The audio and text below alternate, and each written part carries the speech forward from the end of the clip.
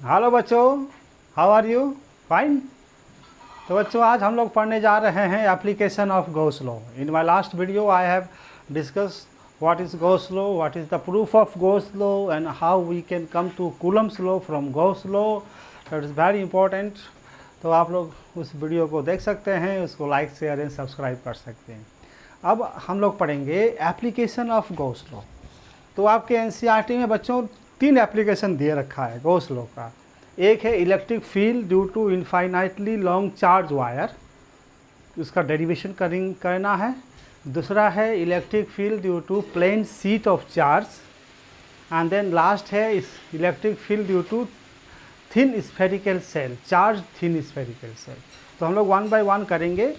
तो आज हम लोग इस वीडियो में देखेंगे that is application of Gauss law, that is electric field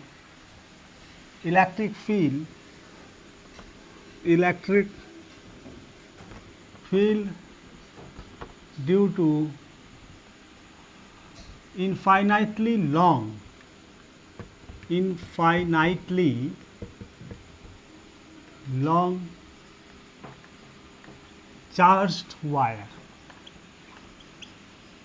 charged wire, electric field due to infinitely long charge wire, इसका हम डेरिवेशन करेंगे यूजिंग गॉस लॉ की मदद से। क्लियर? तो बच्चे पहले आपको समझना होगा कि how we use the Gauss law. तो बच्चों इनफाइनाइटली लॉन्ग चार्ज वायर, मान लीजिए ये आपका एक वायर है, this is the wire, right, this is the wire and it is charged. मान लेते हैं इसके ऊपर पॉजिटिव चार्ज है, right, this is the positive charge like that, uniformly positive charge.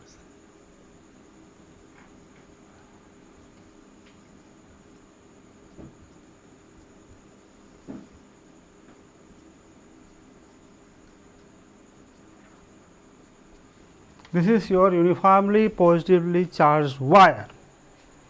अब हमको इलेक्ट्रिक फील्ड निकालना है यहाँ पे या यहाँ पे, तो हम क्या करेंगे, गॉसियन सरफेस इमेजिन करेंगे। तो गॉसियन सरफेस जो इमेजिन करेंगे it should be in accordance with the our physical system.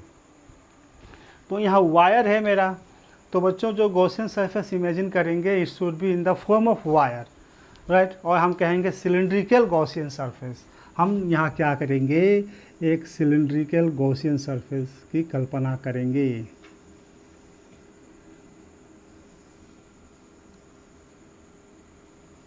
Like that, cylindrical Gaussian surface.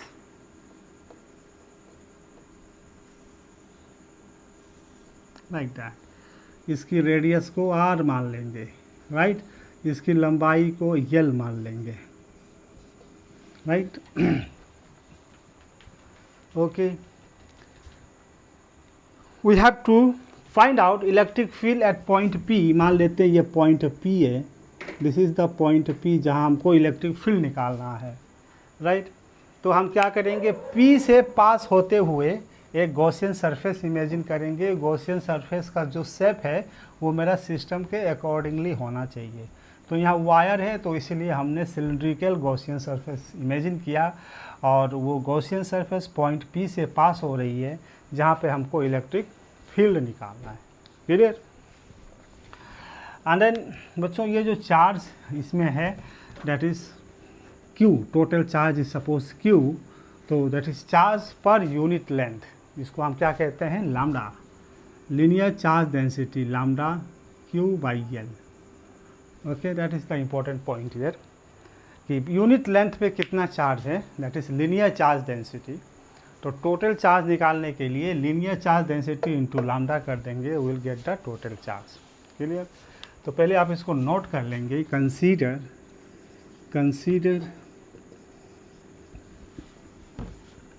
a uniformly charged long wire, infinite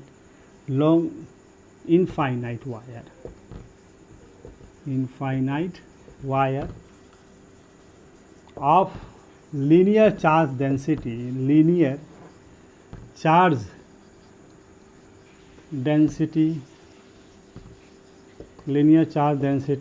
lambda. Clear? Let P is a point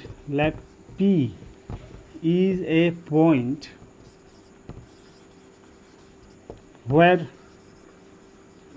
we want to find out electric field.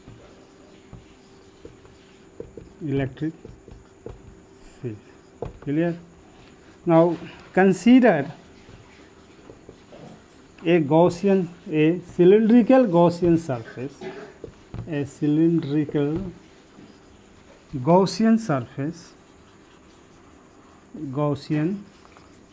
surface passing through P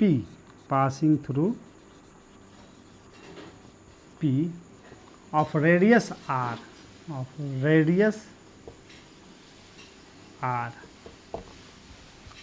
and its axis is along the wire. इसकी जो axis होगी cylindrical Gaussian surface की axis जो होगी वो along the wire होगी. Please note it down.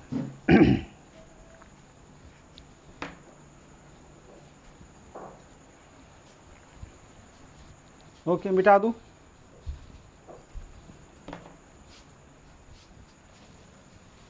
मिटा रहा हूं मैं.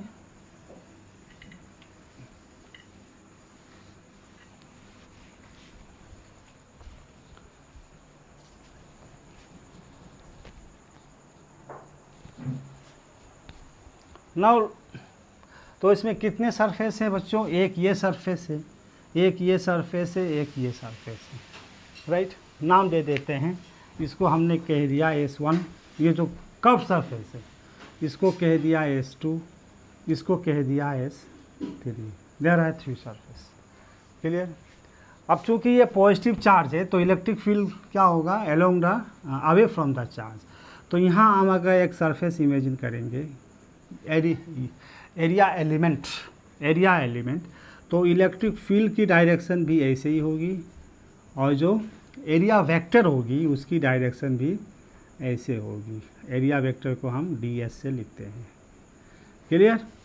इसी तरह से इस सरफेस पे इमेजिन करेंगे, इस सरफेस पे, तो यहाँ भी आपका मान लेते हैं ये हम कोई स्मॉल एरिया इमेजिन करते हैं, तो electric field will be along this direction and area vector will be along this direction.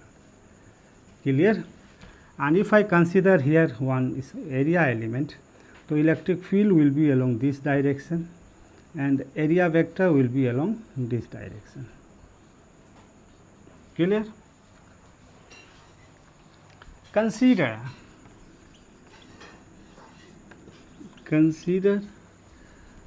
an area vector. Consider an area vector on the 3 surface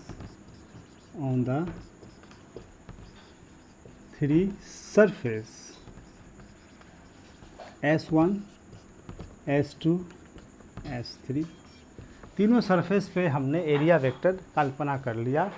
ये S1 एरिया वेक्टर ना, area vector on the 3 surface मान लेते हैं, इसको हम ds कहते हैं. ये तो इसका टोटल हो गया, तो इसको हम कहेंगे ds1 लाइक दैट. इसको कहेंगे ds2, इसको कहेंगे ds3. तो consider an area vector on the 3 surface, हम लिखेंगे ds1, ds2, ds3. तीनों स्मॉल जो हमने एरिया एलिमेंट कंसीडर किया है उसमें हमने एरिया वेक्टर इमेजिन कर लिया यहाँ का जो एरिया वेक्टर होगा इस साइड होगा along the electric field, because area vector is outward, हमेशा आउटवर्ड होता है। S2 का हमने एरिया ये कंसिडर किया एलिमेंटल एरिया, इसका एरिया वेक्टर इस साइड होगा। यहाँ हमने एरिया ये कंसिडर किया एलिमेंटल एरिया, इसका एरिया वेक्टर इस साइड होगा। तो कहने का मतलब है यहाँ दोनों के बीच में एंगल 0 है, यहाँ दोनों के बीच में एंगल 90 है, दोनों के बीच में एंगल 90 है। तो टोटल फ्लक्स जो आएगा बच्चों, total flux that is integration, close integration of E D S 1 पहले का plus close integration of E dot D S 2 plus close integration of E dot D S 3। That is a total flux. यहाँ से जितना flux निकल रहा है, यहाँ से कितना निकल रहा है, यहाँ से कितना, सबको जोड़ देंगे वो टोटल फ्लक्स आ जाएगा। Clear? Now D S S1 मतलब ये, तो इसको हम अगर ऐसा लिखें that is E D S dot है, राइट? तो हम इसको ऐसा लिख सकते हैं, ई को बाहर निकाल लिए, इंटीग्रेशन ऑफ ds1 का इंटीग्रेशन करेंगे तो इसका कर्व सरफेस एरिया आ जाएगा, डेट इज़ 2πrl। यही तो होता है, राइट? r क्या है? रेडियस है ये वाला, राइट? तो 2πr into l that is the curve surface area plus बच्चों ई ds2 मतलब ये वाला है। ई और ds के बीच में एंगल 90 है, तो ये cos 90 0 हो जाएगा। ओके, या मैं लिख भी देता हूँ, सपोज इंटीग्रेशन ई ds2 cos 90 डिग्री प्लस यहाँ भी लिख देता हूँ that is E ds3 cos 90। Okay, cos 90 0 होता है, इसलिए दोनों टर्म कैंसिल हो जाएंगी। अच्छा, ds2 का इंटीग्रेशन करेंगे, ds2 तो ये आ जाएगा πr²। इसी तरह से यहाँ पे ds3 का इंटीग्रेशन करेंगे तो आ जाएगा πr²। तो इसका मतलब और cos 90 है तो 0 हो जाएगी, तो ये आपका आ जाएगा e 2πrl। ये हो गई total flux. Clear? Please note it down, note कर लेंगे बच्चों।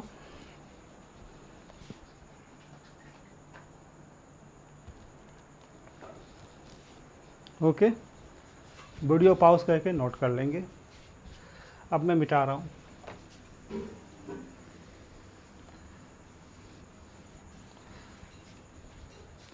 तो total flux through this system is E 2πr। From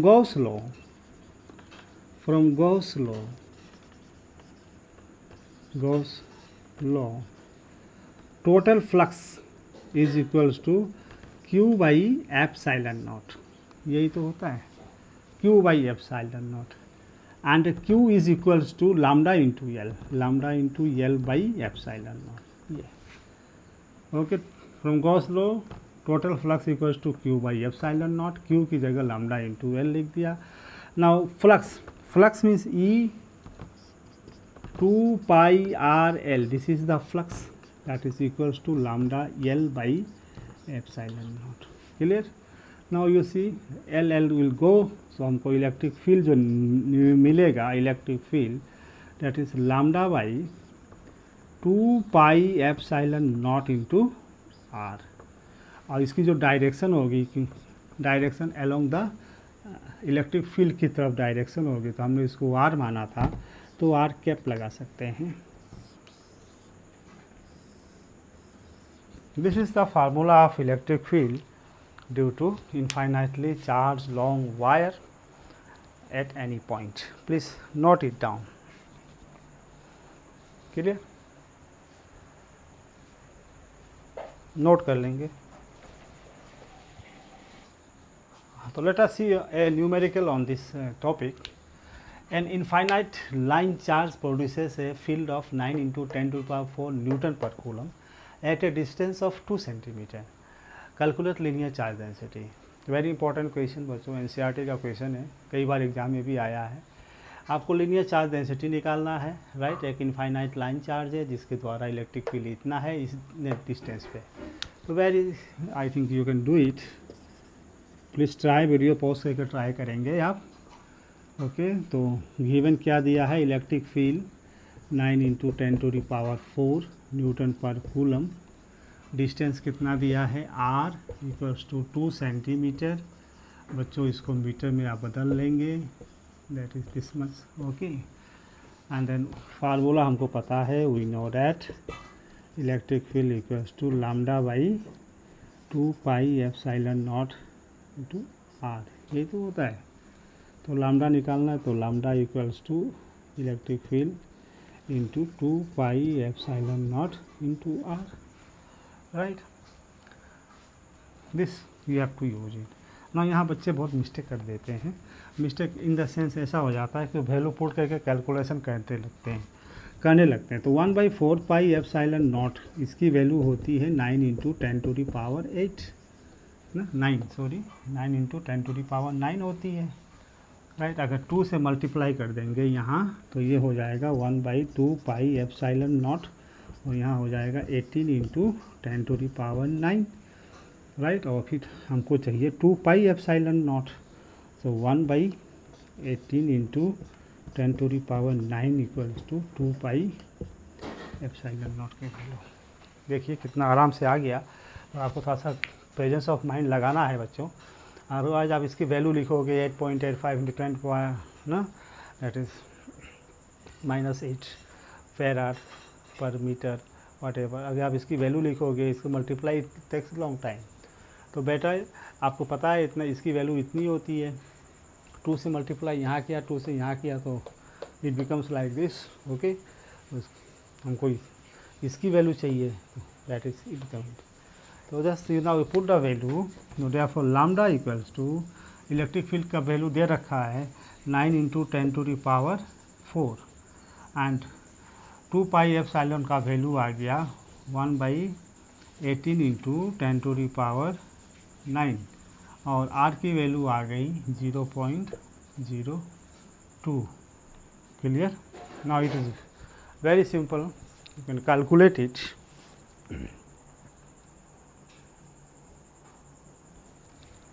कर लोगे बच्चों? देखो वेरी सिंपल, काटो, राइट। 9 से 18 गया 2 टाइम्स, 2 से ये 2 गया, राइट, 0.01 कट गया सर। तो ऊपर में कितना बचा, 0.01 बचा। 10⁴ ये ऊपर गया -9, तो इंटू 10⁻⁻5 हो गया, राइट। और इसको हम -7 भी लिख सकते हैं। तो दैट इज़ कूलम का चार्ज पर यूनिट लेंथ, तो coulomb per metre. This is the answer. Clear? तो like this you have to practice it and it is very important derivation. Okay, तो आप लोग इसको लाइक करिए, share and subscribe it. Any problem you can ask in my WhatsApp group और you can send your comments. तो okay बच्चों, thank you, पढ़ते रहिए।